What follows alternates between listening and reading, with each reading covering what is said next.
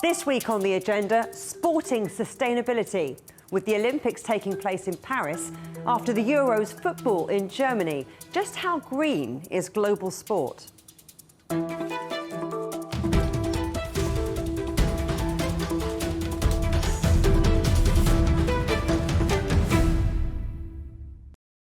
The world's biggest sporting event, the 33rd Summer Olympics, will begin next week in Paris. Following the largest ever opening ceremony, more than 10,000 athletes will compete in front of millions of spectators. But Paris 2024 has also promised to be the greenest Games ever.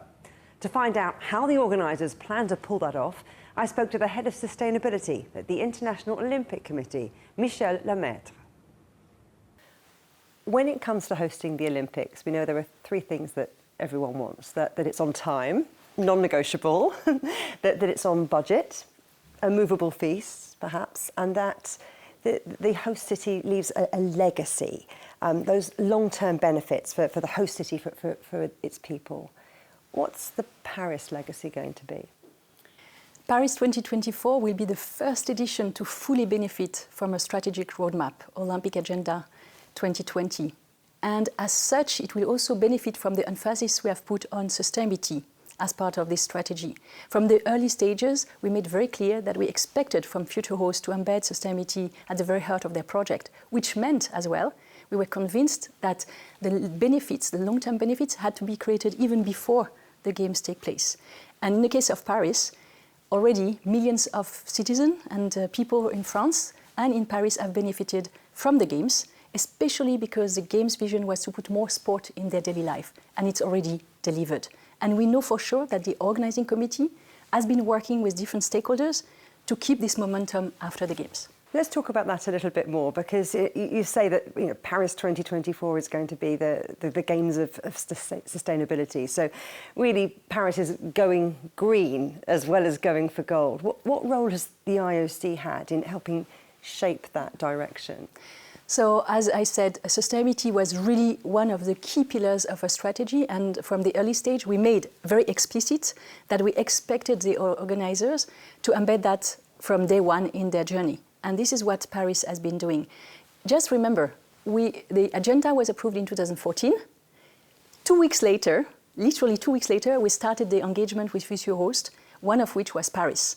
So from day one, the conversation was on how the Games could actually bring something to the city of Paris in terms of sustainable development, but also be delivered in a very responsible manner. It meant that we had criteria in the host city contract. We were bringing support to the host city for them to deliver sustainably.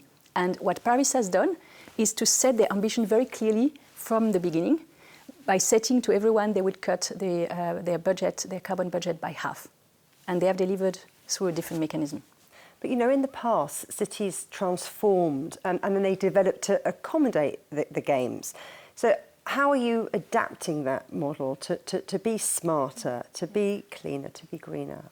You're right. In the past, the expectations was for the cities to adapt to a product, the Olympic Games.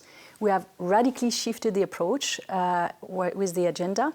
Now we really engage in a very open dialogue with future hosts, that might not be cities actually, but a region or country, on how the Games can benefit their region in terms of sustainable development.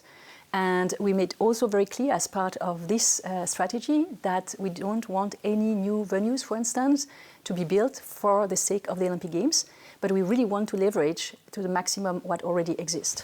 Accessibility is also important, though. Accessibility is key. I mean, as you see in Paris, the Games are really inclusive of all, whether they are people with disabilities or women, as it will be the first Games to reach full parity, and also very inclusive of small businesses and social businesses, because the economic impact has benefited also very small structures. 500 of social businesses have been created for delivering the Games. Well, sustainability goes hand in hand with climate resilience planning. So let's talk about that a little bit. Underground electricity lines, a noise barrier along the motorways around Paris, more pollution remediation, plans to clean the River Seine. Wouldn't these projects have happened anyway, with or without the Olympics coming to town? So eventually this project will have happened, and they might have taken, another 50 years. What we see every time with the Games is the convening power of the Olympic symbol is such, and the fact that we have a timing that cannot be moved, which creates a sense of urgency. Thanks to this two dimension, the Games accelerate project. And this is why, as a Parisian, I can tell you that, I've been hearing about the cleaning of the Seine for 50 years. I was born very, very near the Seine. And eventually it will have happened. But the fact that we have the Games have accelerated this collective action, and it's going to be done. Paris 2024 has calculated its material footprint. This is a first, isn't it, in the history of the Olympic and Paralympic Games. But what exactly is that, and why does it matter?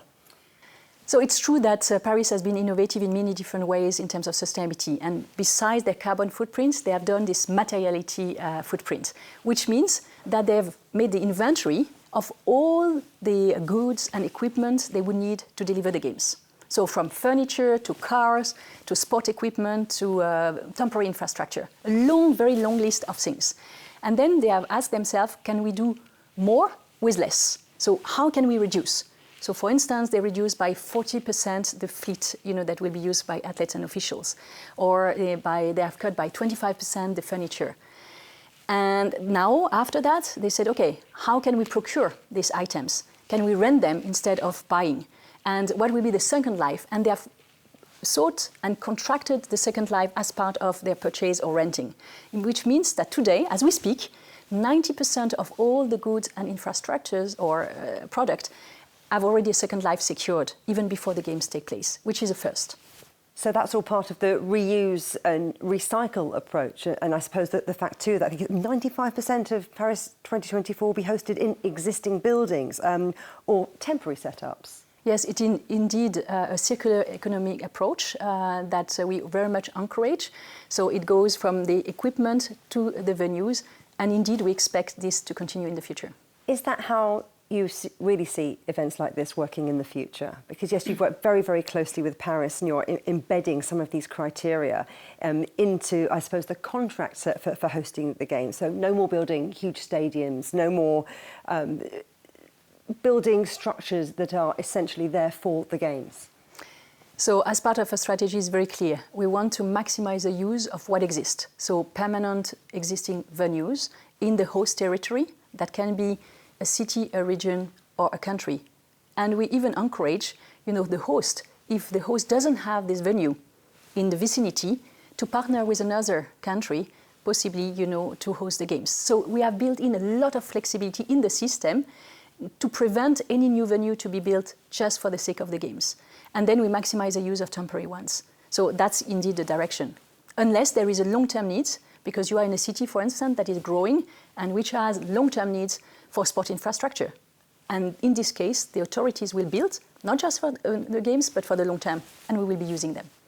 I'm interested that this massive inventory that you talked about, and it makes me think about Tokyo, where I think they used cardboard to make the beds for the athletes. And in Paris, they're looking at recycled fishing nets to construct the beds out of.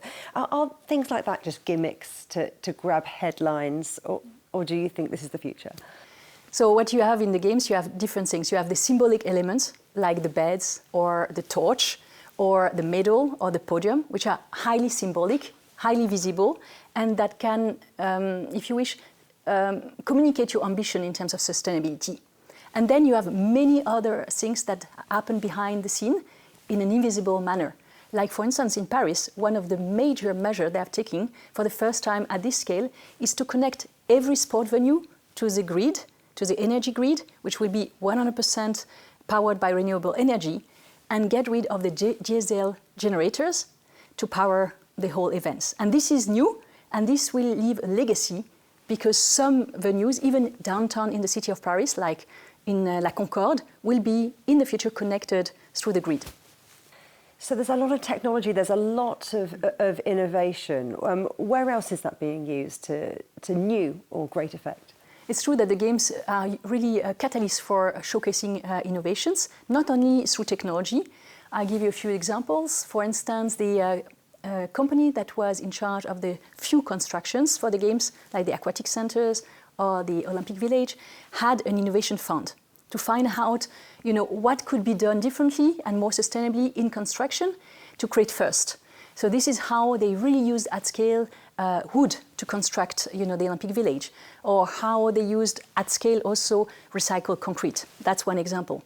But there is a lot of innovation in terms of methodologies that do not require, for instance, technology. Like, for instance, Paris 2024 has been enhancing the ISO certification for major events. It was developed in London, but it was very much focused on environment. And now with the Games in Paris, it encompasses all environmental and social aspects. So this will be a legacy of the Games in terms of methodology that can be used by other major events and that didn't require technology, but is an innovation. Marie, it's not only going to be the greenest games, but arguably it's going to be the most expensive games, certainly for spectators. Do you think those things are inextricably linked? They would be definitely the most sustainable games today in France, and they won't be the most expensive games, as the tickets, half of the tickets will be under 50 euros, and most of the people will actually experience the games for free, whether they will experience it through the screens or whether they will be able to attend live events in France or abroad. But for sure, they will be the most sustainable games they can be in a special context. And as you know, they are been reaching this level because Paris 2024 is maximizing the use of existing venues. They are also maximizing the use of the very dense public transportation system, and all the venues will be located in the 10 kilometers around the village, but they're also powering all the venues with renewable energy.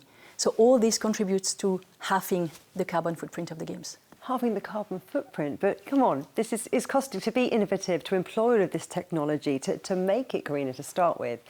It's expensive. It's interesting because for me it's a misinterpretation. Sustainability actually is leading to reducing cost because, especially in the case of Paris, it's all about doing more with less. So if you cut quantities, you cut cost, and they have massively cut quantities. You talk about this goal that you say is achieved of Paris halving the CO2 emissions compared to some of the previous games to 3.5 million tonnes. I mean, Tokyo didn't even have spectators, so that kind of skewed the numbers, if you like. Is that really then a proper gauge of where things are going and how true that reduction in CO2 emissions is? So you're right in saying that Tokyo didn't have spectators. This is why we do not take actually Tokyo as a benchmark. Actually, when Paris is saying that they have carbon footprint compared to previous editions, we are comparing it to the average of London and Rio. So Tokyo is not part of the equation. And here, I think what was very innovative in the case of Paris is that they set this ambition up front. In the past, in previous editions, and also we learn by doing, and because, we are becoming more clever, all of us, in terms of managing our carbon footprint, it was about measuring the carbon footprint and identifying some measures to reduce it, and eventually measuring the impact at the end. Here, Paris has set up front a carbon budget, like their financial budget, and they said to their entire staff, as well as the entire stakeholder, that they had to work within it, and they worked within constraints. And this is why they have reached their objective. Is this really going to make a difference, do you think, to global emissions? I mean, after all, you want to be sustainable, but it is a 2-week sporting event. Yeah, you are right to say that we are only 2 weeks sporting events, and in that sense, a contribution to the global emissions is probably not as great as other industry. However, we are very conscious that we come with a footprint like any other activity. And as such, we take our responsibility very seriously, whether it's at the IOC, where we are cutting our emissions as we speak also, and we have a first goal to reach 30% reduction by 2024, and ultimately to be aligned with the Paris Agreement by 2030, whether it's for the Games, or whether it's engaging the entire Olympic movement through the platform we have created, Sport for Climate, with the Convention of Climate from the UN. And we are really engaging the whole sport movement at scale to join forces to reach the Paris Agreement commitment. So that symbolism is actually really important. Yeah, I mean, for us, really, we take also a leadership role very seriously, not just because the Games are a powerful way to inspire billions through their reach, but also as leader of the Olympic movement, we see a role as creating this global platform to aggregate collective action at scale to make an impact. So while Paris 2024 is focusing on sustainability and hoping to reshape the model for future Olympic Games, are you then looking to those games in the future? Are you looking to Los Angeles 2028 and Brisbane 2032? I mean, what are those games going to look like, do you think, in terms of sustainability? So we look forward to them, but we also work with them already, because as you may remember, Los Angeles 28 has been awarded at the same time as Paris. So we are already really working closely with LA 28 and as well Brisbane 32. So if you look towards LA 28, here what will be interesting is it's a radical reuse approach. So it's a huge city, Los Angeles, with a lot of sport infrastructure. And a lot of traffic. A lot of traffic. And the idea is actually to use as much as possible all the existing venue, and there will be no single permanent venue being built. Actually, it's a very interesting case because the Coliseum, which hosted already the Games in 1932 and in 1984, will be reused for the third time in history. And that's, exceptional and shows the extent to which you can really leverage what exists. But it limits the amount of spectators who can come in person. It does limit the amount of spectators, but looking towards 28, and you see already so much innovation in the making in Paris, we will have many more ways to experience the Games. So even not being on site. So these are the things that, make it much diverse. You will have much more options for people to experience the Games. You are very much a solution finder. You're looking to the positives. You know where to find the experts that can mobilise the change that needs to happen. But the World Economic Forum said that by 2034, environmental risks will make up 4 out of the top 5 global risks. Do you think that means that huge sporting events like the Olympic Games, like the Paralympic Games, that bring hundreds of thousands of people from across the world together, are they all essentially doomed? First of all, as the World Economic Forum says, it's true that all the environmental risks are amazingly important for all of us, but also for sport, whether it's climate, or whether it's a loss of biodiversity. And we are all affected by that, including ourselves, and we are really trying very hard to take actions to limit our impact. And with a role to be also a showcase for innovation, we are a platform to spread, innovation at scale. And beyond that, beyond reducing our footprint as much as possible, especially in these days where there are conflicts and,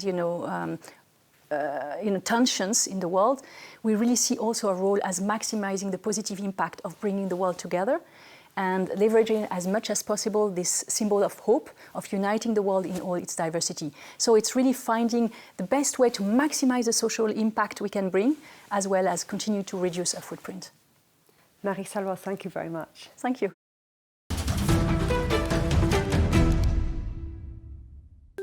Still to come here on the agenda, making the beautiful game greener. We'll examine football's Euro 2024's approach to sustainability.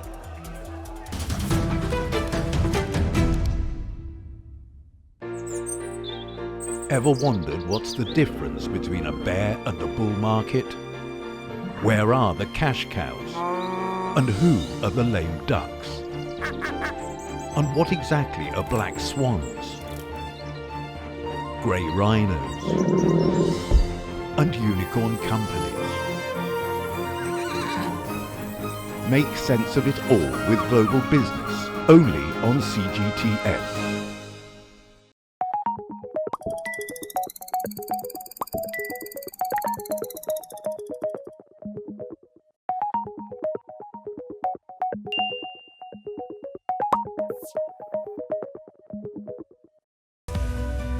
We are all connected. Across borders, across continents, connected by ideas, a shared humanity. Stay connected.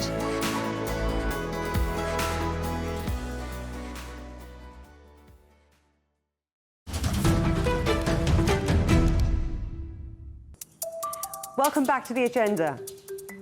The Olympics is the second major sporting event to take place in Europe this summer.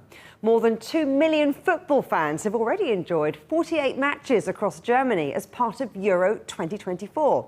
Ahead of the tournament, UEFA commissioned a feasibility study into how to minimise the tournament's environmental impact. One of its authors, Dr. Martin Kames, senior researcher at the Öko-Institut, joins me now from Berlin.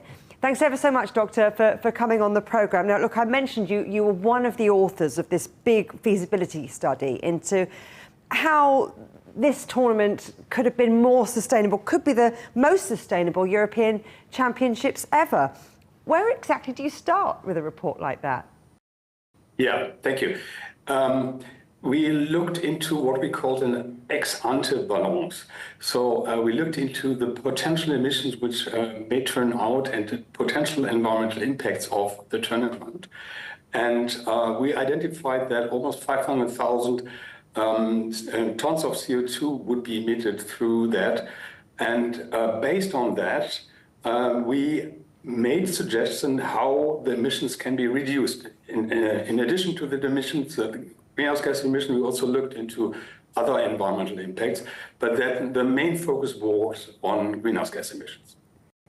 Sustainability in football is quite hard to measure. So what has been done at this tournament to make it greener and cleaner? Yeah, I think first of all, it's important to know that of the 500,000 tons of CO2, which is equivalent to a small city with 60,000 inhabitants in Germany, for example, that 85% of the emissions are from transport. And from these transport emissions, more than half are from the incoming fans. So therefore, also transport is a key in order to reduce the greenhouse gas emissions. The key measure are all related to transport. I do want to talk a little bit about transport and travel in more detail in a moment, but tell me, is the aim to make tournaments like this climate neutral or just more responsible when it comes to emissions? Yeah. I think this is also something which we kind of tested or at least suggested as a research institute for the first time for such a tournament so that we suggested don't aim at climate neutrality because that can be only achieved by offset credits, so offsetting the emissions somewhere else, and that has a lot of disadvantages. But looking at climate responsibility, saying, okay, we don't aim to be climate neutral, but we want to reduce emission in the first place, but then also take responsibility for the remaining emissions, which we can't reduce right now. And this is because I think not all the energy supply, just to name one example in Germany, is from renewable energies. And a lot of transport is also based on fossil fuels. So there are certainly remaining emissions. And we then looked how we could deal with these remaining emissions. Unlike something like the Olympics, for the Euros, for football tournaments, you don't tend to need to build new big stadiums. They're already in place in the host country, in the host cities, and that will help hugely, I'd imagine, with sustainability goals. But do you think that maybe skews the figures a little bit in comparison to other sporting tournaments? Yeah, of course. We didn't compare different tournaments except for the Euro 2016. So there was a comparison in terms of transport emissions, but not with other sport events. And I agree with you that I think different sport events like the Olympics or a football tournament are quite different if you have to construct. But of course, also if you compare football events, so World Championships, the next one will be in 3 countries, which is certainly will result in more transport emissions. And the second next one, World Championship, will be even in 3 continents. I'm not sure whether that is really in favor of sustainability to organize tournaments like that. But of course, I understand it's also always a trade-off between bringing people together, enhancing common understanding and have fun as well. But on the other hand, we also have to think about the environment. Let's talk about bringing people together, because you do keep mentioning transport and travel. And, you know, admittedly, for the Euros, there are far fewer players than there are in competitions like the Olympic Games. But there is still that issues of millions of fans getting to and from all of the different fixtures. Are their trips becoming more sustainable? Yeah, the first thing is, of course, to reduce the amount of transport. And to some extent, this is difficult in advance because you only know in the last minute or just months before who really will, which countries will participate in such international tournaments. But still, one trick was that at least in the first round, that there were clusters of games. So all games in one group were in the same area. For example, there were 3 clusters of stadiums. One was in the west, there were 4 stadiums. Then in the south, there were 3 stadiums. And in north and east, there were 3 stadiums. And all the groups played in each of such a cluster. And that reduced the transport emissions at least or the transport by 13%. Not the emissions, but the transport amount or the number of transport. And aviation was reduced by, I think there was only 1 planned trip in the first group period. And then most of the time, the teams were traveling by buses or trains. And that is not only for the teams, but also, of course, for the fans who also travel between different cities in Germany during the tournament. What other ways can football work on its climate goals? A circular economy for boots, for example, renewable energy in stadiums. I just wonder what the opportunities are to make football greener. Yeah, I think the first thing is always look at how the fans travel to the stadium, because I think they cause the strongest emissions and or the most of the emissions. So if you, for example, provide public transport within the city, and then also specific tickets for trains traveling to the city, this reduces emissions the most. And then the second approach, which we suggested here, was the climate responsibility, because with all the remaining emissions, there was a fee, you could say, or a tariff, which was calculated to or was multiplied with the remaining emissions in order to determine a budget. And this budget is then used within the football associations to really reduce further their emissions through, as you mentioned, for example, LEDs at the stadiums or PV panels or charging stations for electric vehicles. So all this could also contribute to reduce the greenhouse gas impact of football teams and associations. Dr. Martin Kames, thank you very much. You're welcome.